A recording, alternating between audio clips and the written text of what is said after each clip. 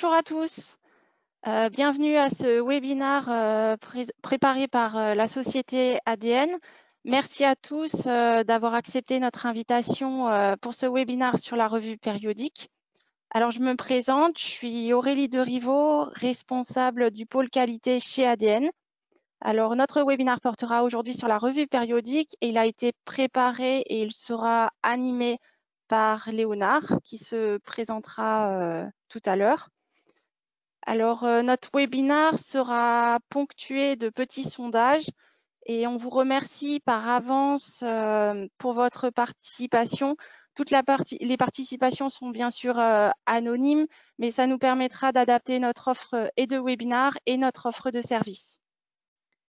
Donc, je vais à présent laisser la parole à Léo. Merci à tous et bon webinaire. Peut-être juste avant de démarrer, vous pouvez poser des questions, donc n'hésitez pas à poser des questions et on y répondra en back-office. Voilà. Bon webinaire à tous. Merci Aurélie, merci Philippe et bienvenue à tous à ce webinaire de revue périodique. Alors nous allons vous présenter ce qu'est une revue périodique, quels sont les soubassements réglementaires de la revue périodique. Au cours de notre présentation, nous vous rappellerons que la revue périodique ne s'applique pas qu'au système traditionnel, mais aussi au nouveau système, au système innovant.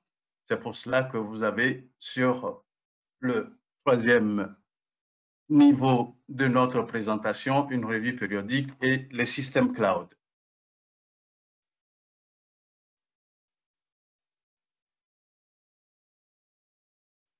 Alors, durant cette présentation, nous allons en introduction vous dire pourquoi une revue périodique. Ensuite, nous allons vous présenter les périmètres et la mise en œuvre de la revue périodique, tout en sachant qu'au fur et à mesure de notre présentation, nous vous rappellerons que la revue périodique ne s'appliquera pas seulement au système traditionnel, mais également au nouveau système, au système innovant, au système cloud.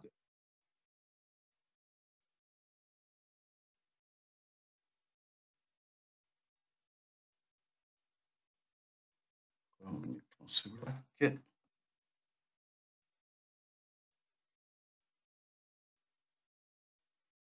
Quels sont les objectifs de la revue périodique? Il faut savoir que le processus de validation s'applique dans toute la durée de vie du système.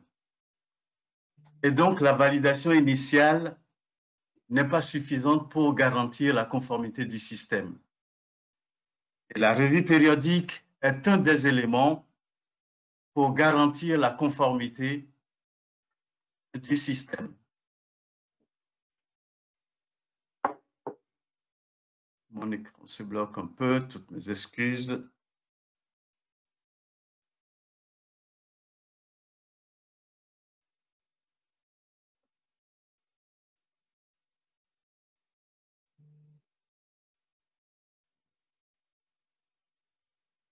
Donc, la revue périodique, comme je l'ai dit, est un des éléments qui va nous permettre de garantir la conformité du système pendant toute sa durée d'utilisation. On met en place un système, on utilise le système, il y a des changements au cours de l'utilisation du système, alors qu'il faudrait qu'on maintienne le système à son état validé. Donc, la revue périodique est un des éléments qui va nous permettre cette conformité continue. Léo, si tu veux, on peut en profiter pour lancer le premier sondage. Alors, je vais vous ouvrir un petit sondage. Alors, je vous remercie par avance d'y répondre. Alors, la première question, c'est comment faites-vous pour garantir le maintien en état validé de votre système?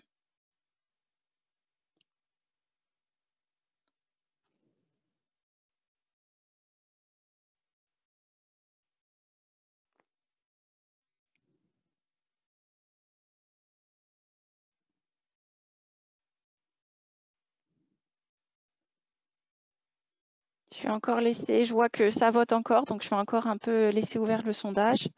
On est à 80% de réponses.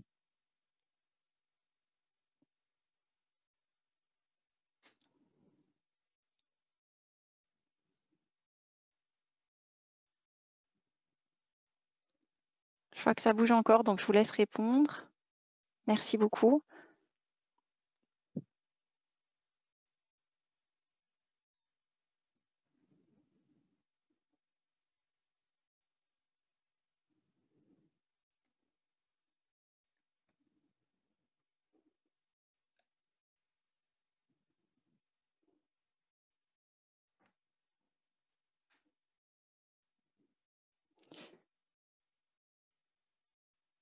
Alors, on est à 97% de votants. Merci beaucoup.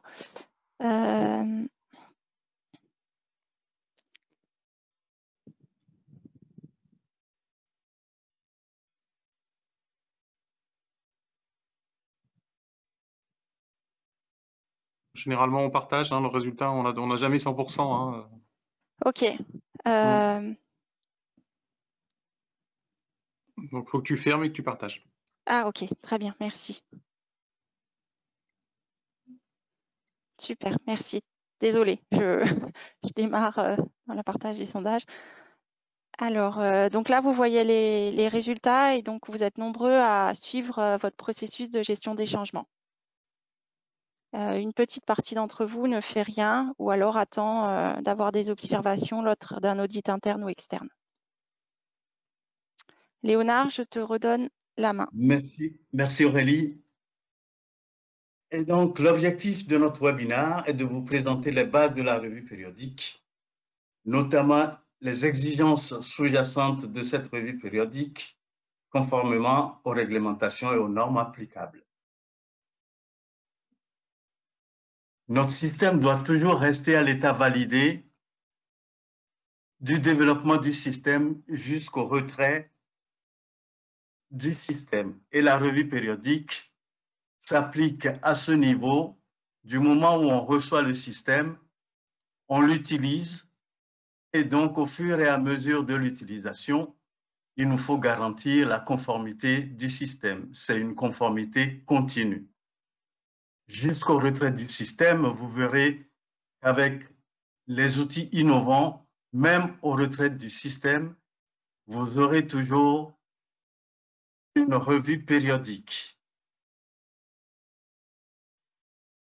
Alors, quelles sont les réglementations sous-jacentes de la revue périodique?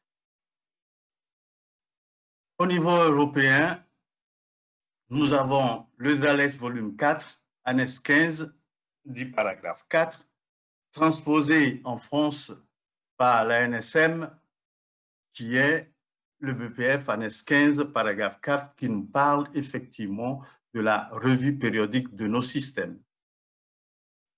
La FDA met l'accent dans son guide de validation du General Principles and Practices, paragraphe 4, January 2011, sur tout ce qui est requalification, revalidation. Il met l'accent sur la revue périodique qui garantit la conformité continue de nos systèmes informatisés et automatisés.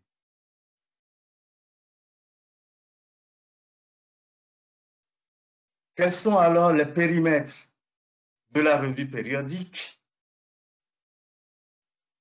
Ce périmètre est non exhaustif, mais on verra que ça dépend pour la plupart de nos systèmes informatisés, de leur évolution et de leur maturité. Par contre, il y a des éléments clés qui sont indispensables au maintien du système, à sa conformité continue.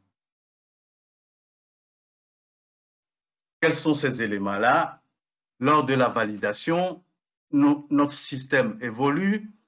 Lors de la validation, il y a eu des déviations. Lors de notre validation ou après notre validation, il y a eu des audits internes ou externes. Il y a eu de la maintenance des sauvegardes, de la restauration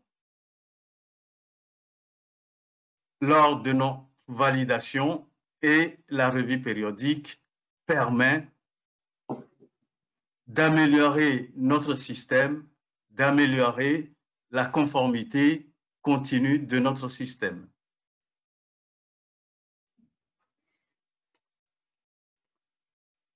Donc, les quelques éléments ci-dessous doivent être pris en compte lors du maintien du système. Je vous l'avais déjà dit, comme quoi ces éléments sont non exhaustifs. Mais on remarque souvent que le suivi de la conformité réglementaire, la documentation, l'audit trail, la gestion des utilisateurs, la gestion des changements, la maintenance et les plans d'action sont des éléments clés qu'on retrouve généralement lors de la revue périodique. On va alors voir comment suivre la conformité réglementaire vis-à-vis de la revue périodique. Il faut savoir que la réglementation évolue au fil des années et qu'en cas d'écart, il faut mettre en place un plan d'action. Il faudrait corriger les manquements. Et un des exemples qui a bouleversé beaucoup de sociétés au niveau de l'évolution de la réglementation est la sérialisation. Cette sérialisation est arrivée au moment du piratage des médicaments. Donc, du coup, on a instauré les séries sur ces médicaments-là. Et donc, les séries des médicaments vont nous permettre de suivre ces médicaments. Et ceci a beaucoup bouleversé pas mal de sociétés et ça fait partie d'une révolution et d'une évolution de la réglementation.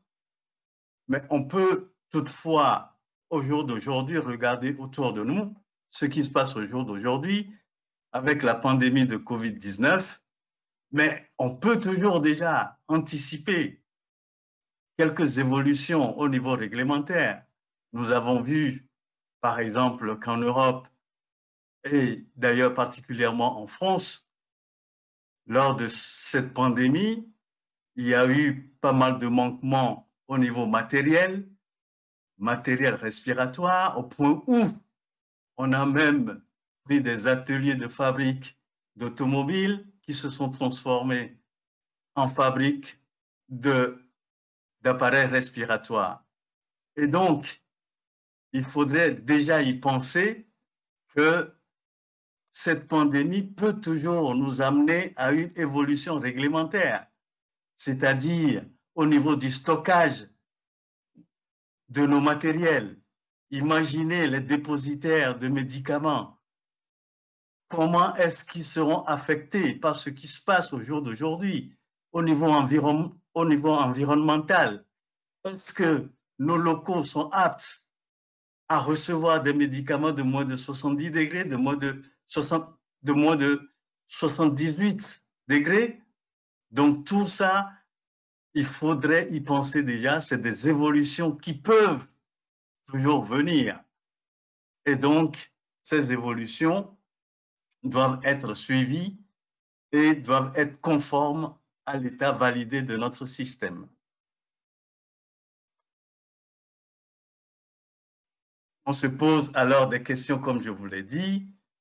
Durant la période étudiée, est-ce que la réglementation a bougé? Donc, il faudrait confronter notre système à l'évolution de la réglementation. Et comme je vous l'ai dit, il faudrait prévoir si la réglementation anticipée, s'il y aura des changements, des évolutions au niveau de la réglementation.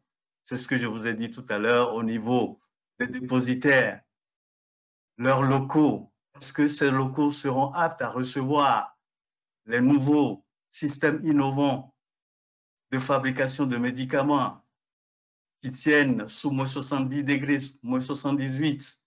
Donc, une fois toutes ces évolutions anticiper, on se pose la question, il faudrait se poser la question, les analyser. Est-ce qu'il faudrait implémenter ces évolutions? Quels sont les changements associés à ces évolutions et quels sont les plans d'action à mettre en œuvre? Alors, Léonard, merci. Je vais juste te couper. Je vais vous lancer un nouveau petit sondage. Et là, c'est de savoir si une évolution réglementaire a déjà impacté vos systèmes informatisés. Alors, on pense à la sérialisation, mais aussi aux nouveaux règlements si vous êtes une société du dispositif médical. Merci par avance pour vos réponses.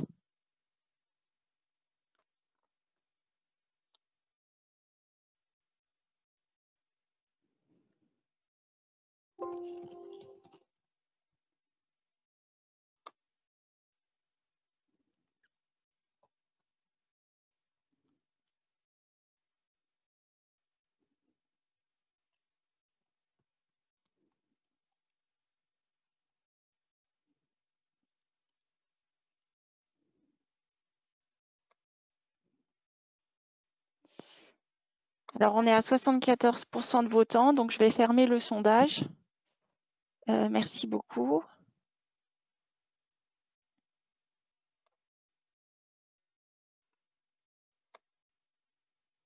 Alors, comme vous voyez, vous avez été presque un tiers à être touché par la révision de l'annexe 11, plutôt un quart par la nouvelle réglementation liée à la sérialisation et un peu plus d'un quart, vous avez été affecté par le nouvel règlement sur les dispositifs médicaux.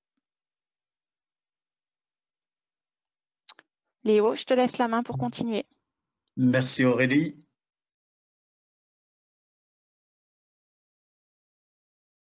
Donc, la revue périodique, un des éléments, c'est la documentation.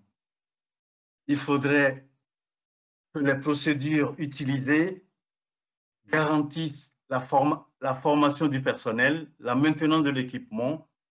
Il faudrait que nos documents de spécification, il faudrait se poser des questions là-dessus. Est-ce que ces documents ont évolué? Et donc, je me poserai la question sur la procédure. Est-ce que mes procédures d'administration sont disponibles? Est-ce que ces procédures sont à jour? Est-ce que mes documents de spécification reflètent l'évolution de mon système? Est-ce que le personnel est formé? Les preuves de formation? Et est-ce que mon dossier de validation est complet? Donc, lors de la revue périodique, il faudrait penser à avoir tous ces documents de validation. Un autre aspect lors de la revue périodique, c'est l'audit trail. À quoi sert l'audit trail? L'audit trail sert à nous montrer ce qui se passe dans le système. L'audit trail doit être implémenté, mais il faudrait vérifier qu'elle est active, qu'elle enregistre bien tous les mouvements au niveau du système. L'audit trail sert de surveillance, voire de sécurité. On se pose la question lors de la revue de l'audit trail, qui a fait quoi? Qui a changé telle ou telle valeur? Quand est-ce que la valeur a été changée? Et donc, cette revue de l'audit trail ne fait que garantir l'intégrité de nos données. Donc, au niveau du suivi des utilisateurs, il faudrait savoir Léo, que lors... excuse-moi Léo, je vais te couper. On a encore un petit sondage concernant l'audit trail, donc je vais vous le lancer. Et c'est de savoir si vous avez déjà fait l'exercice de suivre l'audit trail de vos systèmes.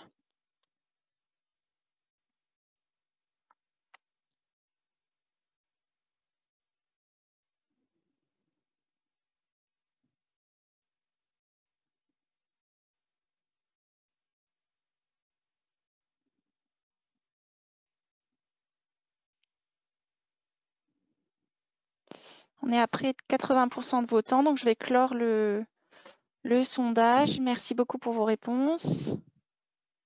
Ah, ça bouge encore un tout petit peu. Je vais le fermer, merci.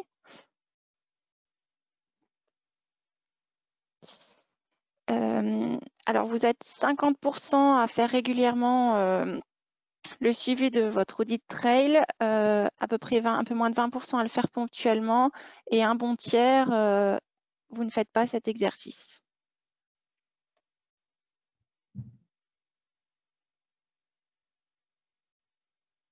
Léo, je te redonne la main. Merci. Merci Aurélie. Donc, un autre élément de la revue périodique, c'est la gestion des utilisateurs. Il faut savoir que du moment où vous avez votre système, vous créez les utilisateurs qui vont l'utiliser. Il faudrait mettre en place un document qui liste les utilisateurs qui sont sur le système. Il faudrait avoir un document qui gère les groupes d'utilisateurs, leur habilitation aux différents postes. Et c'est très important au niveau de la revue périodique. Les utilisateurs qui quittent la société, il faudrait vérifier si ces utilisateurs ont été désactivés. Et s'il y a de nouveaux entrants dans la société, il faudrait aussi vérifier s'ils ont été informés. Et toutes ces informations doivent être stockées dans un document, soit des formulaires, soit des documents électroniques. Un des aspects très importants au niveau de la revue périodique, c'est la gestion des changements. Tout comme la revue périodique, la gestion des changements est non exhaustive, mais porte en général sur des actifs physiques comme les locaux. Un changement peut se produire sur un local, un serveur, un service de stockage ou un élément de stockage sur le réseau, sur l'application, le logiciel. Le changement peut se porter sur la documentation, que ce soit technique, que ce soit qualité. Il peut même porter sur la fonction au sein du service, c'est-à-dire le poste qu'occupent les gens au niveau du service peuvent amener à un grand changement au niveau business, par exemple. Et d'autres processus font partie de la gestion du changement. Quel est le processus de la gestion des changements? Lors de la gestion des changements, ce processus général s'applique. On enregistre le changement. J'ai un changement à faire. Je demande le changement. On va analyser ce changement pour voir si le changement est complet, si tout est regroupé et on l'enregistre. Après, on l'accepte, car il peut y avoir d'autres personnes qui ont demandé le même changement. Est-ce que le changement est logique? Donc, une fois que tout cela est vérifié, on accepte le changement, on l'évalue. Qu'est-ce que ce changement va nous apporter? Une fois l'analyse effectuée, le comité d'approbation se regroupe, où on trouve les membres techniques, ceux de qualité, qui vont approuver le document. Une fois l'approbation du changement acceptée, donc on met en œuvre le changement. Et si le changement est réussi, on le ferme. Voilà le processus général qui sous-tend la gestion des changements. Lors de la revue périodique, nous devons nous assurer que l'ensemble des enregistrements du processus de maîtrise des changements ont été documentés et sont consultables.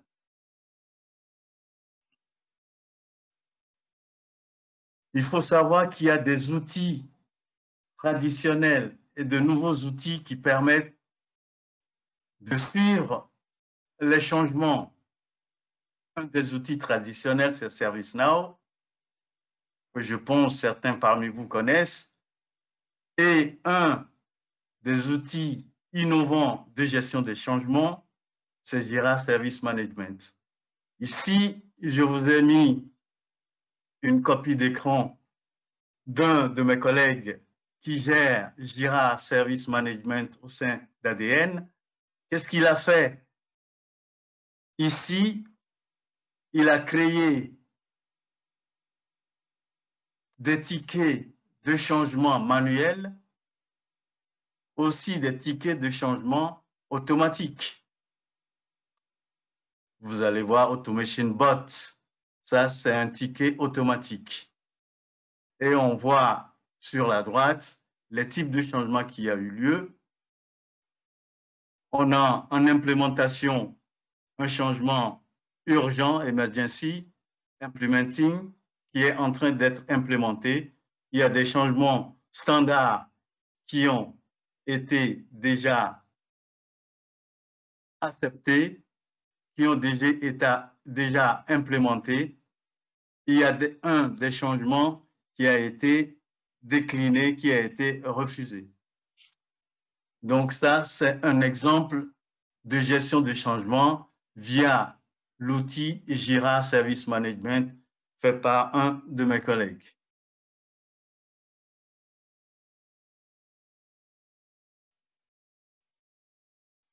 Un autre élément lors de la revue périodique, c'est la gestion de la maintenance. Cette gestion de la maintenance porte sur les éléments ci-dessous, la sauvegarde, la restauration, les incidents survenus lors de la revue périodique. Il faut se poser des questions. Est-ce que cette maintenance fait partie d'un plan de reprise? Est-ce qu'il y a eu des tests de plan de reprise?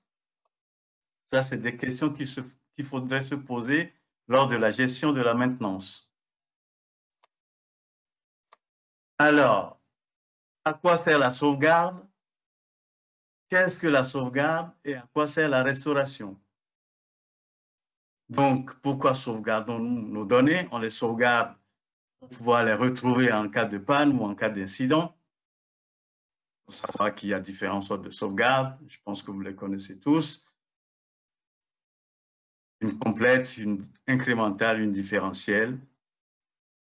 Et la restauration nous permet de retrouver toutes les données en cas de panne, même jusqu'au moment où la panne s'est produite, on peut toujours retrouver nos données. Il faut savoir que au jour d'aujourd'hui, dans les systèmes innovants de cloud, l'architecture redondante nous permet juste par simple clic de mettre en place des configurations multi-régionales qui va nous permettre une continuité d'activité même s'il y a une panne au niveau de la région, au niveau de là où on exerce notre fonction. En cas de panne, on peut aller continuer notre activité ailleurs et tout cela est transparent pour l'utilisateur. Et lors de cette revue périodique, nous devons nous assurer que l'ensemble de ce processus de sauvegarde et de restauration est toujours opérationnel, c'est-à-dire qu'il faudrait toujours tester lors de la revue périodique que nos sauvegardes et nos restaurations sont toujours fonctionnelles. Ici, je me suis connecté avec mon compte AWS, Amazon Web Services, pour mettre en place une base de données DynamoDB. C'est une base de données énorme, c'est ce qu'on appelle du big data, cette base de données DynamoDB. Dans cette base de DynamoDB, qu'est-ce que j'ai fait? J'ai créé une table qui s'appelle Movie. Et cette table, si vous voyez bien, je l'ai créée à Paris. Donc, je me suis dit, mais si jamais j'ai un problème à Paris, il faudrait que l'activité que j'ai à Paris continue. Et donc, du coup, j'ai poussé cette table à Londres. C'est ce que vous voyez en bas, je l'ai poussée à Londres. Donc, quand je travaille à Paris et que j'ai un souci à Paris et que ma table ou ma base de données DynamoDB a un problème, je dirige directement les gens vers Londres et les gens y travaillent sans savoir qu'il y a quelque chose qui s'est passé. Et ça, c'est un des éléments très importants pour la continuité de l'activité en cas de panne. Cela ne veut pas dire qu'on ne va pas faire de sauvegarde. Une sauvegarde est différente d'une continuité d'activité. Parce que je peux toujours avoir un crash à la fois à Paris et à Londres. En ce moment, il va falloir que je remonte toutes mes données. OK, donc, une continuité d'activité ne nous épargne pas d'une sauvegarde et d'une restauration. Et donc, bien sûr, tout cela doit être enregistré dans un document, que ce soit papier, que ce soit électronique. Enfin. Alors Léo, je vais te couper. Je vais vous faire passer un nouveau sondage sur la gestion de la maintenance. Enfin,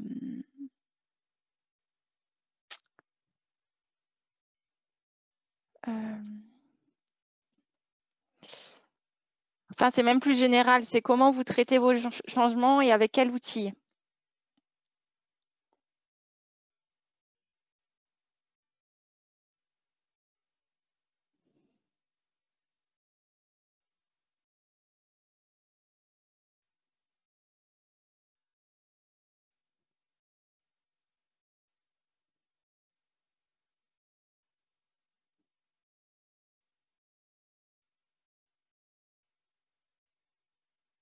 Alors, je vois que ça vote encore, donc je vous laisse voter.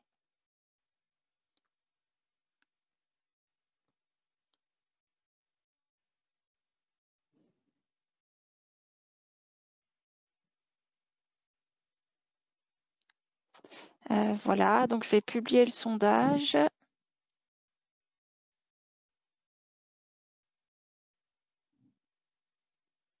Alors, vous êtes quand même 50% à continuer à traiter vos changements sous format papier. Et pour le reste, vous utilisez des outils divers. Et le principal outil que vous utilisez, c'est ServiceNow. Je te laisse continuer, Léonard. Merci. Merci, Aurélie. Enfin, un autre élément très important lors de la revue périodique, c'est la mise en place de plans d'action. Donc, j'ai fait ma revue périodique. Il faut savoir qu'il y a des plans d'action qui existent dans les validations précédentes et aussi de nouveaux plans d'action qui doivent être créés lors de ma revue périodique. Et pour les plans d'action issus des précédentes phases du cycle de vie du système, la validation initiale, les validations complémentaires précédentes, les revues périodiques, les audits de qualité et autres. Pour les non-conformités relevées pendant la présente revue périodique, des plans d'action doivent être mis en place. Et je dois me poser la question de savoir quelle est la source de mon système, quelles sont les actions qui ont été effectuées, est-ce que le plan d'action est fermé ou pas, et ces plans d'action peuvent se porter sur différents éléments, que ce soit sur les utilisateurs, est-ce que les utilisateurs sont désactivés, ceux qui sont partis, est-ce que les nouveaux sont formés, quelles sont les actions qui ont été faites, qui est-ce qui a fait les actions, est-ce qu'il y a une date cible prévue pour l'action ou ça a été corrigé dans l'immédiat, ça a été mis en place immédiatement. Pareil au niveau de la documentation.